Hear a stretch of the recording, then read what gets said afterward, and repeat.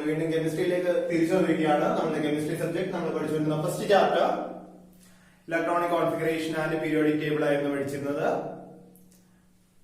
അപ്പൊ നമ്മൾ കഴിഞ്ഞ ദിവസം പഠിച്ചത് ആറ്റത്തിന്റെ ഇലക്ട്രോണിക് കോൺഫിഗറേഷനെ പറ്റി പഠിച്ചായിരുന്നു. ആറ്റത്തിന്റെ സബ്ഷെൽ കോൺഫിഗറേഷൻ ആണ് നമ്മൾക്ക് ഈ ചാപ്റ്ററിൽ പഠിപ്പിക്കേണ്ടത് എന്ന് കഴിഞ്ഞ ദിവസം സൂചിപ്പിച്ചിട്ടുണ്ടായിരുന്നു. ആറ്റത്തിന്റെ മെയിൻ ഷെല്ലുകളും സബ് ഷെല്ലുകളും നമ്മൾ കഴിഞ്ഞ ദിവസം ഡിസ്കസ് ചെയ്ത എല്ലാവർക്കും ഓർമ്മയുണ്ടാവുമല്ലോ. അപ്പൊ നിങ്ങൾ 9ാം ക്ലാസ് വരെ പഠിച്ചിട്ടുണ്ടായിരുന്നത് ആറ്റത്തിന്റെ കോൺഫിഗറേഷൻ എങ്ങനെയാണ് എഴുതുന്നത് എന്ന് നമ്മൾ പഠിച്ചിട്ടുണ്ട്. നമ്മൾ ഓക്സിജൻ ആറ്റത്തെ എടുക്കുന്നു. ഓക്സിജന്റെ അറ്റോമിക് നമ്പർ 8 ആണ്. ഇലക്ട്രോണിക് കോൺഫിഗറേഷൻ 2 ആണ്. ഈ 2 ഇലക്ട്രോണുകൾ കാണപ്പെടുന്നത് കെ ഷെല്ലിലും 6 ഇലക്ട്രോണുകൾ കാണപ്പെടുന്നത് എൽ ഷെല്ലിലുമാണ് എന്ന് നമ്മൾ പഠിച്ചിട്ടുണ്ട്. മറ്റൊരു ഉദാഹരണം നോക്കാം. Sodium atomic number 11 2 8 1. 2 ഇലക്ട്രോണുകൾ കെ, എല്ലില് 8 ഇലക്ട്രോണുകൾ, എമ്മില് 1 ഇലക്ട്രോൺ. ഇതാണ് നമ്മൾ കഴിഞ്ഞ തവണ പഠിച്ചിരുന്ന ഇലക്ട്രോൺ വിന്യാസം. കഴിഞ്ഞ വർഷങ്ങളിൽ നമ്മൾ മുൻ ക്ലാസ്സുകളിൽ പഠിച്ചിരിക്കുന്ന ഇലക്ട്രോൺ വിന്യാസം ഇതാണ്. എന്നാൽ നമ്മൾ സൂചിപ്പിച്ചിരുന്നു നമ്മൾ ഈ ചാപ്റ്ററിൽ പഠിക്കുന്നത് സബ്ഷെൽ ഇലക്ട്രോണിക് കോൺഫിഗറേഷൻ അല്ലെങ്കിൽ സബ്ഷെൽ വിന്യാസത്തെ പറ്റിയാണ്. അതായത് ഇലക്ട്രോണുകളെ എസ്, പി, ഡി, എഫ് എന്നീ ഷെല്ലുകളിൽ ക്രമീകരിക്കുന്നത് എപ്രകാരമാണ് എന്നാണ് നമ്മൾ പഠിക്കുന്നത്. അപ്പോ നമ്മളിനി ചെയ്യാൻ പോകുന്നത് ആറ്റത്തിനുള്ളിൽ ഇലക്ട്രോണുകളെ സബ് ഷെല്ലുകളിൽ ക്രമീകരിക്കുന്ന രീതി. ഇപ്പൊ നമ്മൾ പഠിച്ചത് ഷെല്ലുകളിൽ ക്രമീകരിക്കുന്ന രീതി, KLM എന്നിവ ഷെല്ലുകളാണ്. സബ് ഷെല്ലുകളിൽ ക്രമീകരിക്കുന്ന രീതി എങ്ങനെയാണെന്ന് നോക്കാം. അതിനു മുൻപ് നിങ്ങൾ പഠിക്കേണ്ട ഒരു ഓർഡർ ഉണ്ട്. ആ ഓർഡർ ഇതാണ്: 1s 2s 2p 3s 3p 4s and 3d. നമ്മൾ പഠിച്ചിട്ടുണ്ട്. കഴിഞ്ഞ വീഡിയോയിൽ നമ്മൾ പറഞ്ഞാണ് 1s 2s 2p 3s 3p 4s 3d ഇവയെല്ലാം സബ് ഷെല്ലുകളാണ്. ഈ 1 2 3 4 എന്നിവ എന്തിനെ സൂചിപ്പിക്കുന്നു എന്നുള്ളതും നമ്മൾ കഴിഞ്ഞ ദിവസം ഡിസ്കസ് ചെയ്തതാണ്. 1s എന്ന് പറയുന്നത് കെയുടെ സബ് ഷെല്ലാണ്. 2s എന്ന് പറയുന്നത് എല്ലിന്റെ സബ് ഷെല്ലാണ്.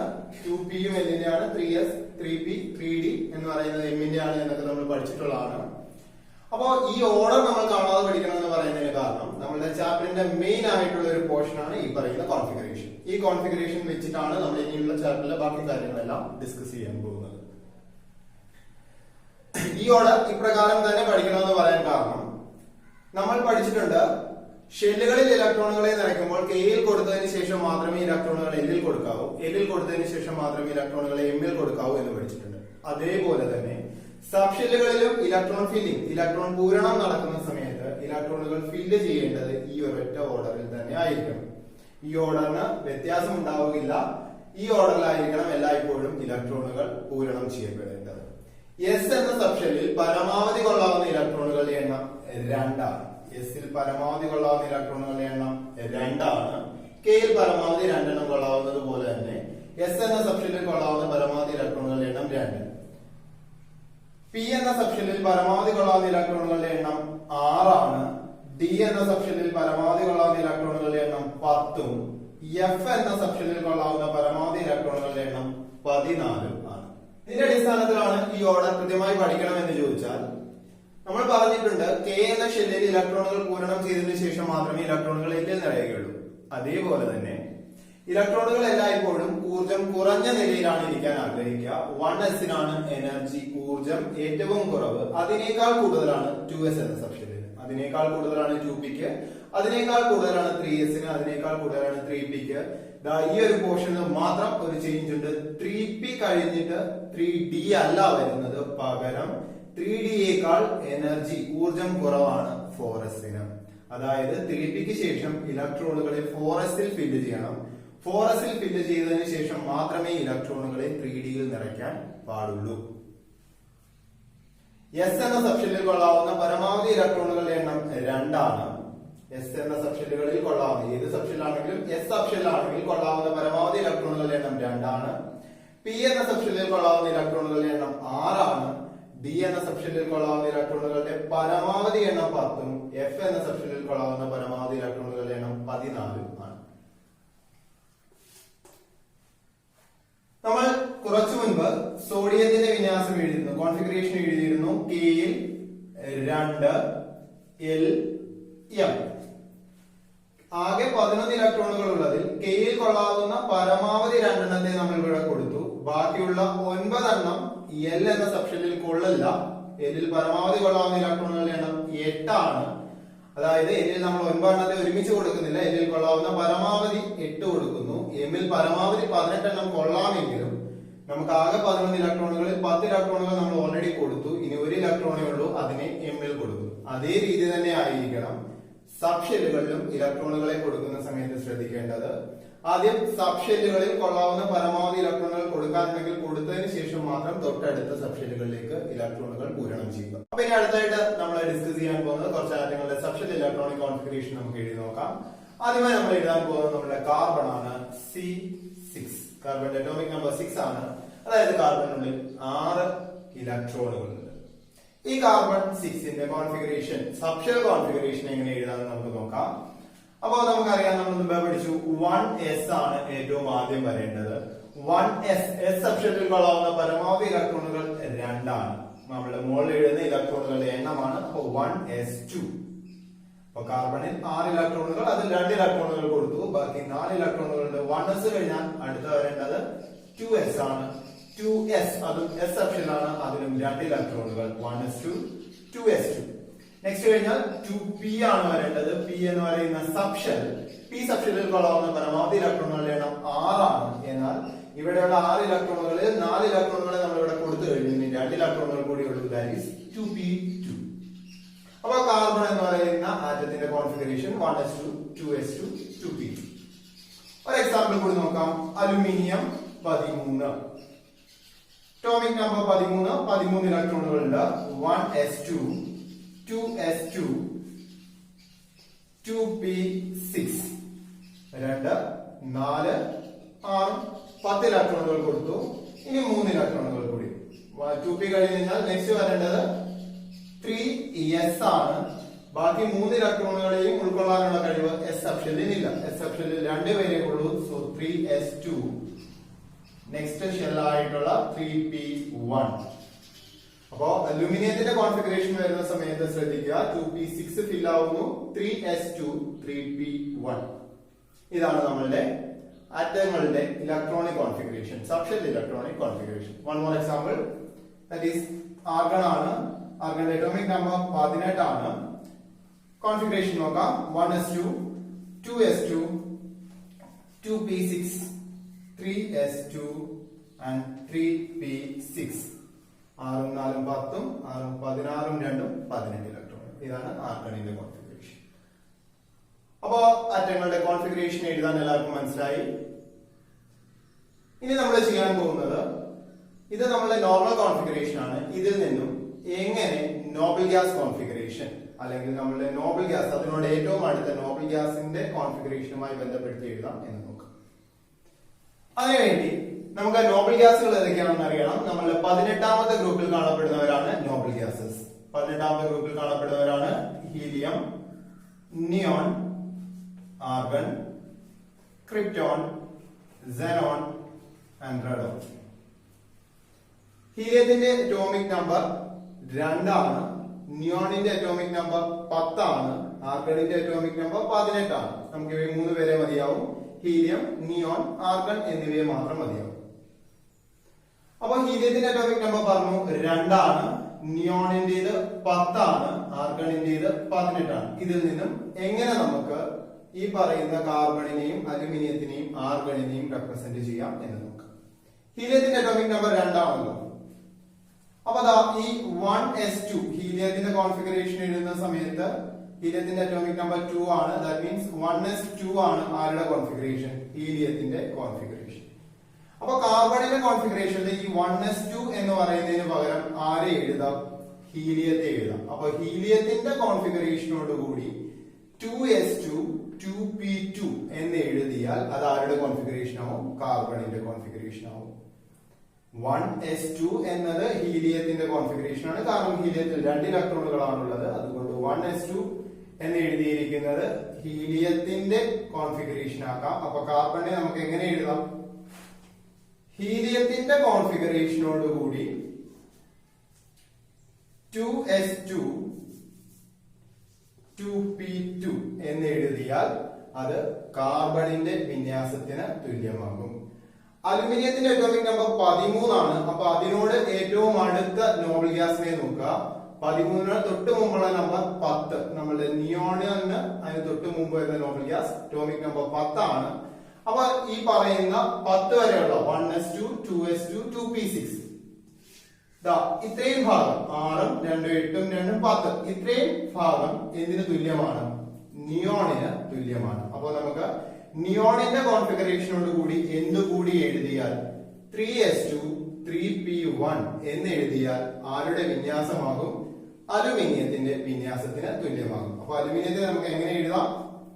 ആരുടെ വിന്യാസത്തോടു കൂടി 1s2 2s2 2p6 എന്നത് നിയോണിന്റെ വിന്യാസമാണ്. അപ്പൊ നിയോണിന്റെ വിന്യാസത്തോടു കൂടി നിയോണിന്റെ കോൺഫിഗറേഷനോട് കൂടി 3s2 3p1 3s2 3p1 എന്ന് എഴുതിയാൽ അത് അലുമിനിയത്തിന്റെ വിന്യാസത്തിന് തുല്യമായിരിക്കും. ഇപ്രകാരം എഴുതുന്നതിനെ നമ്മൾ വിളിക്കുന്ന പേരാണ് നോബൽ ഗ്യാസ് കോൺഫിഗറേഷൻ അല്ലെങ്കിൽ അലസവാതക വിന്യാസം എന്ന് പറയും. അപ്പൊ നമ്മളുടെ പരീക്ഷകളിൽ പൊതുവെ ചോദിക്കാറുള്ള 2 ആറ്റങ്ങളാണ്. ഒന്ന് ക്രോമിയം, 2 കോപ്പർ. ഇവരെ രണ്ടുപേരെയും സാധാരണ പരീക്ഷകളിൽ കോൺഫിഗറേഷൻ എഴുതാൻ, സബ്ഷൽ കോൺഫിഗറേഷൻ എഴുതാൻ എപ്പോഴും പരീക്ഷയ്ക്ക് ചോദിക്കുന്ന 2 പേരാണ്. ഒന്ന് ക്രോമിയം, 2 കോപ്പർ. ഇവരെ രണ്ടുപേരെയും ചോദിക്കാനുള്ള സാഹചര്യം അല്ലെങ്കിൽ കാരണം എന്താണ് എന്ന് ചോദിച്ചാൽ ഇവരുടെ രണ്ടുപേരുടെയും വിന്യാസം നമ്മൾ സാധാരണ എഴുതുന്ന പോലെയല്ല, അതിൽ നിന്ന് ചെറിയൊരു വ്യത്യാസമുണ്ട്. അതുകൊണ്ടാണ് എപ്പോഴും ക്രോമിയവും കോപ്പറും പരീക്ഷകളിൽ ചോദിക്കാറുള്ളത്. ക്രോമിയത്തിന്റെ അറ്റോമിക് നമ്പർ 24ഉം കോപ്പറിന്റെ അറ്റോമിക് നമ്പർ 29ആണ്. ഇത് കാണാൻ പഠിക്കേണ്ട ആവശ്യമില്ല. നമുക്ക് സാധാരണ പരീക്ഷകളിൽ ക്വസ്റ്റ്യൻ പേപ്പറിൽ തരാറുണ്ട്. ക്രോമിയത്തിന്റെയും കോപ്പറിന്റെയും അറ്റോമിക് നമ്പറുകൾ തരാറുണ്ട്. അത് വെച്ചിട്ട് നമുക്ക് ചെയ്യാം. അപ്പൊ നമുക്ക് ക്രോമിയത്തിന്റെ അറ്റോമിക് നമ്പർ 24 ആണ്. അപ്പൊ നമ്മൾ സാധാരണ വിന്യാസം എങ്ങനെയായിരിക്കും എഴുതുക?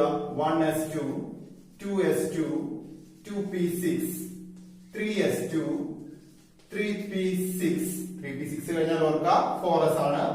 4s2 3d4 ആണ് ആരുടെ കോൺഫിഗറേഷൻ? ക്രോമിയം. 6 2 8ഉം 2 10 12ഉം 6 18ഉം 2 20ഉം 4 24 ഇലക്ട്രോണുകളാണ് ക്രോമിയം. കോപ്പറിന്റെ കേസ് വരുന്ന സമയത്ത് 1s2 2s2 2p6 3s2 3p6 4s2 3d9 ആണ് കോപ്പറിന് ഇലക്ട്രോണിക് കോൺഫിഗറേഷൻ വരുന്നത്. എന്നാൽ ഈ പറയുന്ന 2 വിന്യാസങ്ങൾക്കും വ്യത്യാസമുണ്ട്. അതുകൊണ്ടാണ് ഞാൻ മുമ്പേ സൂചിപ്പിച്ചത് ഇവയെ രണ്ടുപേരെയും സാധാരണ പരീക്ഷകളിൽ ചോദിക്കാറുള്ളതിന് കാരണം. നമുക്കറിയാം ഡി എന്ന സബ്ഷെല്ലിൽ പരമാവധി കൊള്ളാവുന്ന ഇലക്ട്രോണുകളുടെ എണ്ണം 10 ആണ്. ഈ ഡി നമ്മളുടെ ക്രോമിയം ആറ്റത്തിന്റെ ഡി സബ്ഷെല്ലിൽ ഇപ്പോൾ 4 ഇലക്ട്രോണുകളുണ്ട്. എന്നാൽ ഈ ഡിയിൽ 1 ഇലക്ട്രോൺ കൂടി വന്നാൽ ഈ ഡി എന്ന് പറയുന്ന സബ്ഷെല്ലിൽ 5 ഇലക്ട്രോണുകളാവും. ദാറ്റ് മീൻസ് ഈ ഡി സബ്ഷെൽ ഹാഫ് ഫിൽഡ് അല്ലെങ്കിൽ ഭാഗികമായി നിറയും. ഭാഗികമായി നിറഞ്ഞതോ അല്ലെങ്കിൽ പൂർണ്ണമായി നിറഞ്ഞതോ ആയ സബ്ഷെല്ലുകൾക്ക് കൂടുതൽ സ്ഥിരതയുണ്ട്. ആ സ്ഥിരത കിട്ടാൻ വേണ്ടി 4s2 എന്ന സബ്ഷെല്ലിലുള്ള 2 ഇലക്ട്രോണുകളിൽ നിന്ന് 1 ഇലക്ട്രോണെ എസിൽ നിന്ന് ഡിയിലേക്ക് ഷിഫ്റ്റ് ചെയ്യും. അതായത് 4sലുള്ള 2 ഇലക്ട്രോണുകളിൽ 1 ഇലക്ട്രോൺ 3dയിലേക്ക് പോകുന്നു. അപ്പൊ 3ഡിയിൽ ഇപ്പൊ ഓൾറെഡി 4 ഉണ്ട്. 4sൽ നിന്ന് ഒരെണ്ണം കൂടി വരുമ്പോഴത്തേക്ക് 3d4 അല്ല 3d5 ആകും. 4sൽ നിന്ന് 2 ഇലക്ട്രോണുകളിൽ ഒരെണ്ണം പോയി, ഒരെണ്ണം പോയതുകൊണ്ട് പിന്നെ 4sൽ എത്രയേ ഉള്ളൂ? 4s1 ഉള്ളൂ. അപ്പൊ നോക്കുക 3dയിൽ എന്തായി? 5 ഇലക്ട്രോണുകളായി. ദാറ്റ് മീൻസ് ഹാഫ് ഫിൽ, ഭാഗികമായി നിറഞ്ഞു. അതുകൊണ്ട് കൂടുതൽ സ്ഥിരത ഉണ്ട്. അപ്പൊ കോപ്പറിനെ നിങ്ങൾ നോക്കുക. ഇവിടെ കോപ്പറിനെ നിങ്ങൾ നോക്കുമ്പോൾ ഇപ്പൊ നിങ്ങൾക്ക് മനസ്സിലായി കാണും 3ഡിയിൽ എത്ര ഇലക്ട്രോണുകൾ ഉണ്ട്? 9 ഇലക്ട്രോണുകൾ. പൂർണ്ണമായും നിറയാൻ 1 ഇലക്ട്രോണിന്റെ കുറവുണ്ട്. ആ 1 ഇലക്ട്രോണിന്റെ കുറവ് വരുന്നത് കൊണ്ട് ഈ 4sൽ നിന്നും മറ്റെവിടെ നിന്നും കൊള്ളരുത്. 4sലുള്ള 2 ഇലക്ട്രോണുകളിൽ നിന്നും 1 ഇലക്ട്രോണിനെ എവിടേക്ക് മാറ്റും? 3ഡിയിലേക്ക്. അപ്പൊ 4sൽ 2 ഇല്ല, 4s1 ഉള്ളൂ. 3ഡിയിലേക്ക് എത്തുന്നുണ്ട് 3d9 മാറി 3ഡിയിൽ എത്ര ഇലക്ട്രോണുകളാവും? 10 ഇലക്ട്രോണുകളാകും. ഇത് എപ്പോഴും പരീക്ഷയ്ക്ക് ചോദിക്കുന്ന 2 ക്വസ്റ്റ്യൻസ് ആണ്. ഒന്നെങ്കിൽ കോപ്പർ, ഒന്നെങ്കിൽ ക്രോമിയം, അല്ലെങ്കിൽ കോപ്പർ. ഇവയിൽ ഏതിന്റെയെങ്കിലും ഇലക്ട്രോണിക് കോൺഫിഗറേഷൻ എഴുതാൻ പരീക്ഷകളിൽ ചോദിക്കാറുണ്ട്. നമ്മൾ സാധാരണ എഴുതുന്ന രീതിയിൽ എഴുതി വെച്ചാൽ തെറ്റായിരിക്കും. എഴുതുന്ന രീതി ഇതാണ്: 4s1 3d5ഉം 4s1 3d10ഉം. എന്തിനു വേണ്ടിയാണ് ഇങ്ങനെ എഴുതുന്നത്? ബി ക്വസ്റ്റ്യൻ ആയിട്ട് സാധാരണ ചോദിക്കാറുണ്ട്. അതിന് കാരണം കൂടുതൽ സ്ഥിരത കൈവരിക്കുന്നതിന് വേണ്ടി. ഹാഫ് ഫിൽഡോ ഫുള്ളി ഫിൽഡോ, പൂർണ്ണമായോ ഭാഗികമായോ നിറഞ്ഞിരിക്കുന്ന ഷെല്ലുകൾക്ക് കൂടുതൽ സ്ഥിരതയുണ്ട്. അതിനുവേണ്ടിയാണ് ക്രോമിയവും കോപ്പറും ഇലക്ട്രോണുകളെ ഷിഫ്റ്റ് ചെയ്യപ്പെടുന്നത്. അപ്പൊ നമുക്ക് പ്രാക്ടീസ് ചെയ്യാനായിട്ട് കുറച്ച് ക്വസ്റ്റ്യൻസ് നോക്കാം. നമ്മളുടെ ഒന്നാമത്തെ എലമെന്റ് ആയ ഹൈഡ്രജനെ നോക്കാം. ഹൈഡ്രജന്റെ atomic number 1 and lithium atomic number 3, carbon atomic number 6, fluorine atomic number 9, calcium atomic number 20, iron atomic number 26. ഇത്രയും പേരെ നിങ്ങൾ എഴുതി പ്രാക്ടീസ് ചെയ്യുക. കോൺഫിഗറേഷൻ എഴുതി നോക്കുക. ഈ രണ്ടുപേര് കാൽസ്യത്തിനും അയണിനും കോൺഫിഗറേഷൻ എഴുതുന്ന സമയത്ത് നമ്മളുടെ 4s ശേഷമാണ് 3d എന്നുള്ള കേസ് ഓർക്കുക. ഇത്രയും കോൺഫിഗറേഷൻസ് എഴുതി പ്രാക്ടീസ് ചെയ്യുക. അപ്പൊ നമുക്ക് ഒട്ടുമിക്ക ആൾക്കാർക്കും നമ്മളുടെ ആറ്റങ്ങളെ അവയുടെ ഓർഡറിൽ അറിയുന്നതായിരിക്കും. ഓർഡറിൽ പഠിക്കണം. ഒരു 10-20 പേരെങ്കിലും നമുക്ക് കുറഞ്ഞ് പഠിച്ചിരിക്കണം. അപ്പൊ അവയെ പഠിക്കാനായിട്ട് ഒരു ചെറിയ കോഡ് പറഞ്ഞുതരാം. നമ്മളുടെ എലമെന്റുകൾ ഇതൊക്കെയാണ്. ഒന്നാമത്തെ എലമെന്റ് ആണ് hydrogen, 2 helium, 3 lithium, 4 beryllium, 3 boron, carbon, nitrogen, oxygen, fluorine, neon. ഇത്രയാണ് നമ്മളുടെ ആദ്യത്തെ 10 എലമെന്റുകൾ. ഇവയെ പഠിക്കാനായിട്ട് കോഡ് പറഞ്ഞുതരാം. ഇതാ നമ്മളുടെ ഹൈഡ്രജൻ. ആ ഹൈഡ്രജനെ നമുക്ക് ഹൈ ആക്കാം. High. And second one helium ആണ്. അത് നമുക്ക് ഹീലാക്കാം. ആൻഡ് തേർഡ് വൺ ലിഥിയം, നമ്മൾ അതിനെ Laila. And fourth one beryllium, ഇത് നമ്മൾ BB ആക്കുക. ബോറോൺ ബെസ് ആക്കുക. കാർബൺ കയറി ആക്കുക. നൈട്രജൻ നിന്നപ്പോൾ. ഓക്സിജനെ ഒരാളാക്കുക. ആൻഡ് ഫ്ലൂറിൻ ഫ്രണ്ടിലേക്ക്. ആൻഡ് നിയോൺ നീങ്ങി. സോ നമുക്ക് കോഡ് റിപ്പീറ്റ് ചെയ്യാം. ഹൈഡ്രജൻ ഹൈ ഹീലിട്ട, ലൈല BB, ബസ്സിൽ കയറി നിന്നപ്പോൾ ഒരാൾ ഫ്രണ്ടിലേക്ക് നീങ്ങി. ഹൈ ഹീലിട്ട ലൈല BB, ബസ്സിൽ കയറി നിന്നപ്പോൾ ഒരാൾ ഫ്രണ്ടിലേക്ക് നീങ്ങി. ഇതാണ് കോഡ്. ആദ്യത്തെ 10 എലമെന്റുകളെ പഠിക്കാൻ hydrogen, helium, lithium, beryllium, boron, carbon, nitrogen, oxygen, fluorine and neon. അപ്പൊ ഇന്ന് പഠിപ്പിച്ച സാധനങ്ങൾ എല്ലാവർക്കും മനസ്സിലായി എന്ന് വിശ്വസിക്കുന്നു. സെക്ഷൽ കോൺഫിഗറേഷൻ എഴുതാൻ നമുക്ക് സെക്ഷൽ കോൺഫിഗറേഷൻ പഠിച്ചെങ്കിൽ മാത്രമേ ആറ്റത്തിന്റെ ഗ്രൂപ്പും പീരീഡും ബ്ലോക്കും ഒക്കെ പഠിക്കാൻ സാധിക്കുകയുള്ളൂ. അത് നമ്മൾ അടുത്ത ദിവസം പഠിക്കും. പീരിയോഡിക് ടേബിളിനെ പറ്റിയിട്ടും. ഒരു പീരിയോഡിക് ടേബിളിൽ ഒരു എലമെന്റിനെ തന്നു കഴിഞ്ഞാൽ നമുക്കറിയാം 118ഓളം എലമെന്റുകളെ അറേഞ്ച് ചെയ്ത് വെച്ചിരിക്കുന്ന ഒരു പട്ടികയാണ് പീരിയോഡിക് ടേബിൾ. ആ പീരിയോഡിക് ടേബിൾ ഒരു എലമെന്റിന്റെ അറ്റോമിക് നമ്പർ തന്നാൽ അതിന്റെ ഗ്രൂപ്പ്, പീരീഡ് ഒക്കെ നമുക്ക് കണ്ടുപിടിക്കാം. ആ എലമെന്റ് എവിടെയാണ് ഇരിക്കുന്നത് എന്ന് നമുക്ക് വളരെ കൃത്യമായി കണ്ടെത്താൻ സാധിക്കും. അതെങ്ങനെയാണെന്ന് അറിയാൻ വേണ്ടി അടുത്ത വീഡിയോ വരെ കാത്തിരിക്കുക. ഇലക്ട്രോണിക് കോൺഫിഗറേഷൻ എഴുതി പ്രാക്ടീസ് ചെയ്യുക. എല്ലാവർക്കും ഇന്നത്തെ ക്ലാസ് ഇഷ്ടമായി എന്ന് കരുതുന്നു. ഇനിയും നമ്മുടെ ചാനൽ സബ്സ്ക്രൈബ് ചെയ്യാത്തവർ സബ്സ്ക്രൈബ് ചെയ്യുക, ബെല്ലൈക്കൺ അമർത്തുക.